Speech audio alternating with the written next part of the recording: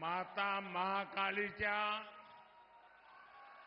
पावन भूमीत शक्तीला नमन करतो. भारत रत्न डॉक्टर बाबासाहेब आंबेडकर यांना वंदन करतो. चंद्रपूरकरांना माझा नमस्कार. देश में गर्मी का पारा बढ़ रहा है और सियासी पारा भी चढ़ रहा है, लेकिन मैं देख रहा हूं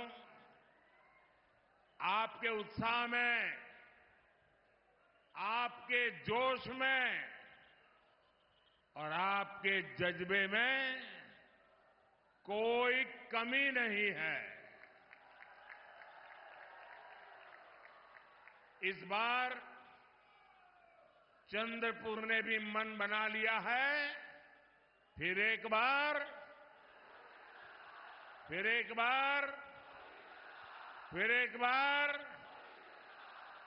और चंद्रपुर से इतना सारा स्नेह मिलना मेरे लिए और भी विशेष है. ये चंद्रपुरी है जिसने अयोध्या में भव्य राम मंदिर निर्माण के लिए लकड़ी भेजी. नए भारत की प्रतीक संसद की नई इमारत में भी चंद्रपुर की ही लकड़ी लगी हुई है. चंद्रपुर की ख्याति पूरे देश में पहुंची है. मैं चंद्रपुर के लोगों को बहुत बहुत बधाई देता हूं. कल से नववर्ष और नवरात्रि का पावन पर्व भी शुरू हो रहा है. सभी देशवासियों को इन पर्वों की हार्दिक शुभकामनाएं. समस्त बंधू भगिनींना गुढी पाडव्याच्या आणि नूतन वर्षाच्या हार्दिक शुभेच्छा. साथियों, 2024 लोकसभा चुनाव स्थिरता बनाम अस्थिरता के बीच का चुनाव है. एक और भाजपा एनडीए है जिसका ध्येय है देश के लिए कड़े फैसले लो, बड़े फैसले लो. दूसरी ओर कांग्रेस और इंडी गठबंधन है जिसका मंत्र है जहां भी सत्ता पाओ खूब मलाई खाओ. इंडी गठबंधन ने हमेशा देश को अस्थिरता में झोंका है. एक स्थिर सरकार क्यों और कितनी जरूरी होती है, ये महाराष्ट्र से बेहतर और कौन जानेगा. इंडी अलायंस की केंद्र में जब तक सरकार रही, महाराष्ट्र की लगातार उपेक्षा होती रही. जब इंडी अलायंस वाले ढेर सारी साजिशें करके जनादेश टूटकर राज्य की सत्ता में पहुंचे, तो भी इन्होंने सिर्फ और सिर्फ खुद का ही विकास किया, परिवार का ही विकास किया. किसका कितना हिस्सा होगा, कौन सा ठेका किसको मिलेगा, मलाईदार पोस्ट किसके खाते में कितनी आएगी, ये पूरे महाराष्ट्र का भविष्य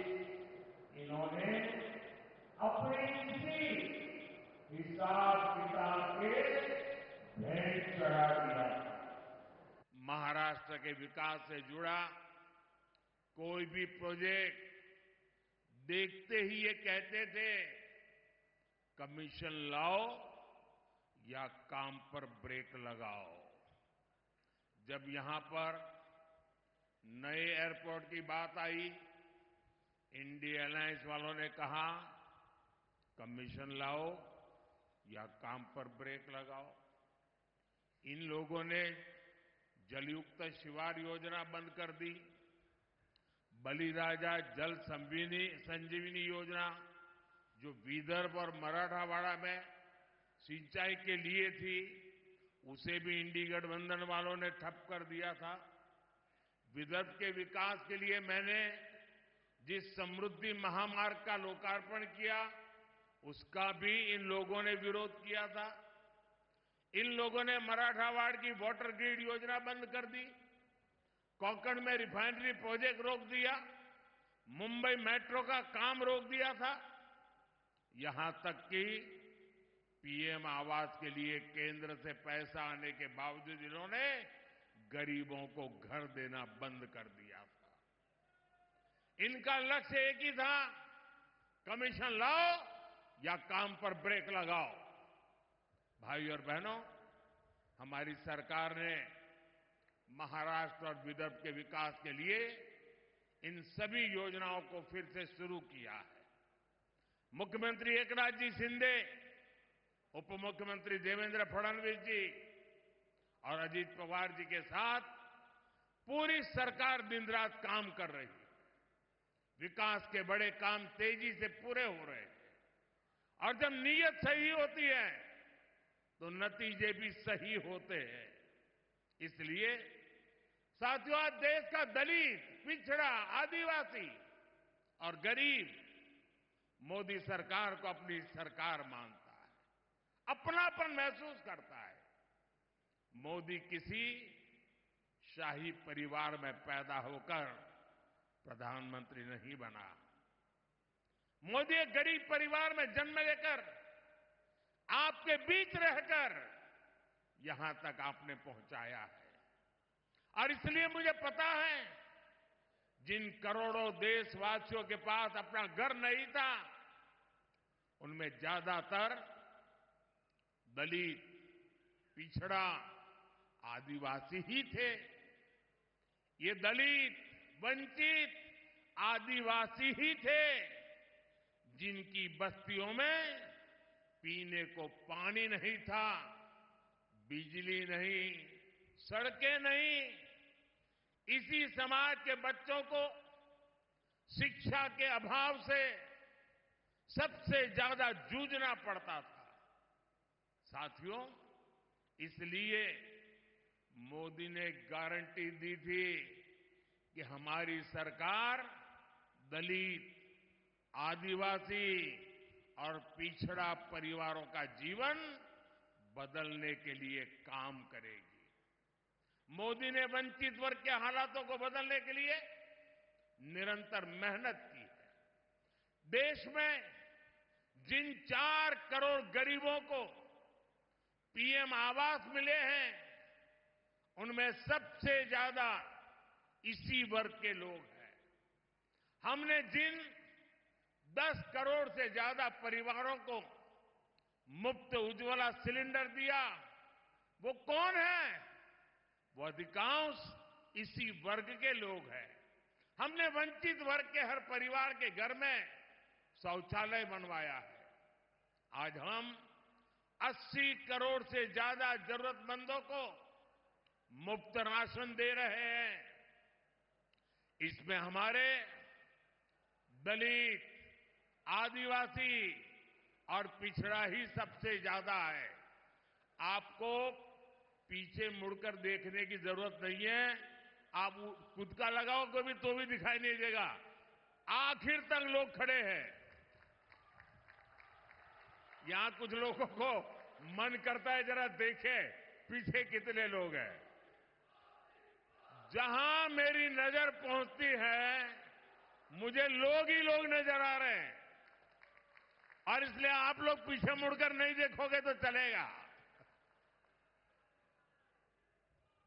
आज 50 करोड़ से ज्यादा गरीबों को 5 लाख रुपए तक का मुफ्त इलाज मिल रहा है। आज जिन 11 करोड़ किसानों के खाते में किसान सम्मान निधि का पैसा जा रहा है, वो छोटे और कमजोर किसान ही है। आज हमारे दलित, वंचित, पिछड़ा और आदिवासी समाज के लोग सिर उठाकर जिंदगी जी रहे हैं। ये सब कुछ हो रहा है, तो इसका श्रेय किसको जाता है? इसका श्रेय किसको जाता है? इतनी प्रगति हो रही है, श्रेय किसको जाता है? देश गरीब से गरीब व्यक्ति का भला कर रहा है, इसका श्रेय किसको जाता है? आपका जवाब गलत है। ये मोदी के कारण नहीं, ये सब आपके एक वोट की ताकत ने किया है। आपने मोदी को आशीर्वाद दिया है और इसलिए ये जो पुण्य कार्य है उसके आप भी उतने ही हकदार हैं। साथियों, राजनीतिक पार्टियों का ये दायित्व होता है कि वो जनता की समस्याओं का समाधान करें, लेकिन कांग्रेस पार्टी खुद ही समस्याओं की जननी है। आप आजादी के बाद से गिनना शुरू करिए, देश का विभाजन हुआ, मजहब के नाम पर ये विभाजन किसने करवाया? किसने करवाया? किसने करवाया? देश आजाद होते ही कश्मीर में समस्या खड़ी कर दी गई। कश्मीर में समस्या किसने पैदा की? जरा पूरी ताकत से बताइए, दिल्ली तक आवाज जानी चाहिए। ये कश्मीर को किसने मुसीबत में डाला? हमारे आसपास ही दुनिया के कई देश आजाद हुए, वो हमसे कहीं आगे बढ़ गए, लेकिन हमारा भारत पिछड़ता गया। तब ज्यादातर समय देश में किसकी सरकार थी? देश दशकों तक आतंकवाद का शिकार रहा। आए दिन कहीं भी बम ब्लास्ट हो जाते थे। तुष्टीकरण के लिए आतंकवादियों को संरक्षण कौन देता था? आतंकवादियों को संरक्षण कौन देता था? देश में नक्सलवाद जैसी समस्या इतनी विकराल हो गई। ये लाल आतंक किसकी देन था? किसकी देन था? साथियों, आजादी के 7 दशक बाद तक राम मंदिर का 500 साल पुराना विवाद बना हुआ था।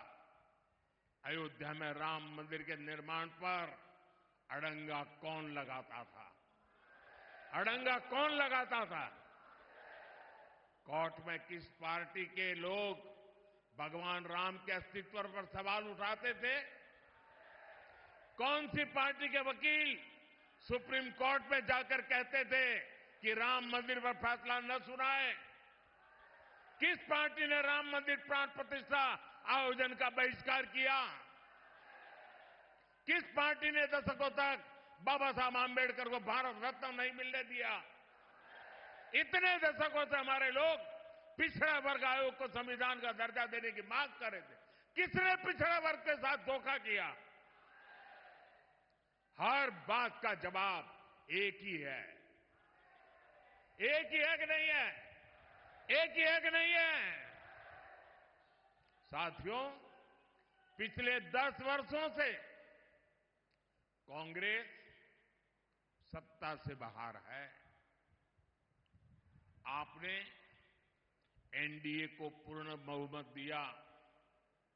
हमने देश की बड़ी बड़ी समस्याओं का स्थायी इलाज किया है। आज महाराष्ट्र ही नहीं, बल्कि पूरे देश में नक्सलवाद कमजोर पड़ गया है। जो गढ़चिरौली नक्सली हिंसा के लिए जाना जाता था, अब उसकी चर्चा विकास और स्टील कंपनी के लिए हो रही है। हमारा गढ़चिरौली अब फौलाद सिटी बनने जा रहा है। भाइयों बहनों, हमारे यहां मराठी में एक कहावत होती है, कडू कारले तुपात तळले, साखरेत गोळले तरी कडू ते कडूच। यानी कड़वे करेले को घी में तले या शक्कर में घोले, वो फिर भी कड़वा का ही कड़वा ही रहता है। ये कहावत कांग्रेस पर सटीक लागू होती है कि नहीं होती है? होती है। वो सुधर ही नहीं सकते, वो कभी नहीं बदल सकते। अपनी करतूतों के कारण आज कांग्रेस पार्टी देश के भीतर जन समर्थन खो चुकी है। इसलिए अब कांग्रेस खुलकर बांटो और राज करो के खेल पर उतर आई है। कांग्रेस ने अपना जो घोषणा पत्र निकाला है, उसमें भी मुस्लिम लीग की भाषा लिखी गई है। क्या ये आपको मंजूर है? ये देश स्वीकार करेगा?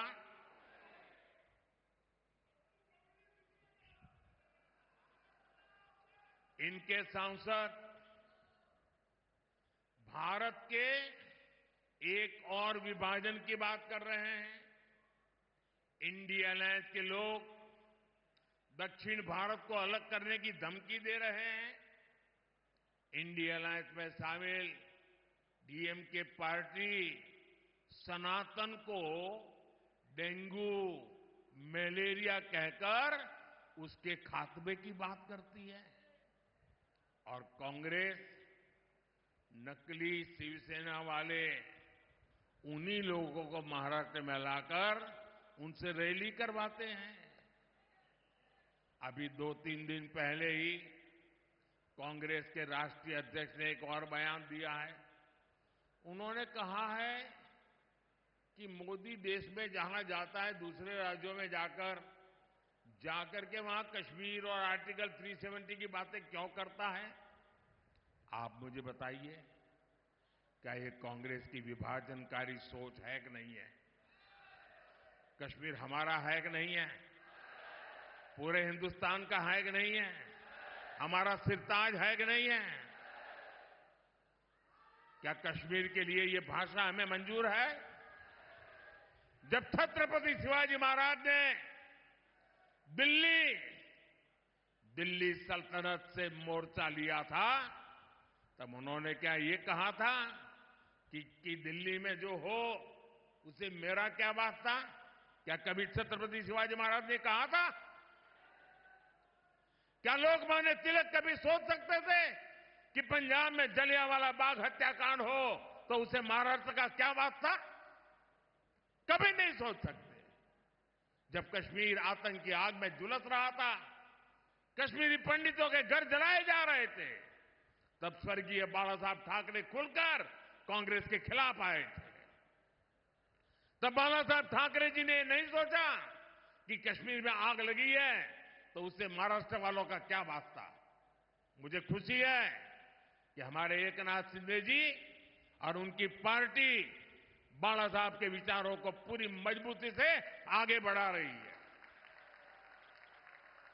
साथियों, भाजपा एनडीए ने गढ़चिरौली चिमूरी से अशोक नेते जी को और चंद्रपुर से मेरे पुराने साथी भाई सुधीर जी को अपना उम्मीदवार बनाया है। सुधीर जी ने मंत्री रहते हुए क्षेत्र के लिए लगातार काम किया है। इन उम्मीदवारों को आपका समर्थन मोदी को मजबूत करेगा। मेरा आप सबसे अनुरोध है कि 19 अप्रैल और 26 अप्रैल को भारी संख्या में मतदान करें। और मेरा आपसे आग्रह है, हर पोलिंग बूथ अपने पुराने सारे रिकॉर्ड तोड़ दे। तोड़ेंगे? इस चुनाव में हमें सबसे पहले पोलिंग बूथ जीतना है। जीतेंगे? पोलिंग बूथ में घर घर जाएंगे, लोगों से मतदान के लिए आग्रह करेंगे। गर्मी कितनी ही क्यों न हो, मतदान भारी होगा। सुबह सुबह मतदान कराओगे? अच्छा, मेरा एक और काम करोगे? ये सुधीर जी का काम नहीं, ये मोदी का है, करोगे? ये अशोक जी का काम नहीं, मेरा काम है, करोगे? पक्का करोगे? सबके सब जरा हाथ ऊपर करके बताइए, करेंगे? मेरा एक काम करना कि चुनाव तक घर घर जाना और जाकर के कहना कि अपने मोदी जी चंद्रपुर आए थे और मोदी जी ने आपको प्रणाम भेजा है। पहुंचाएंगे मेरा प्रणाम? घर घर मेरा प्रणाम पहुंचाएंगे? एक बार फिर आप सभी का बहुत बहुत आभार। भारत माता की, भारत माता की, भारत माता की।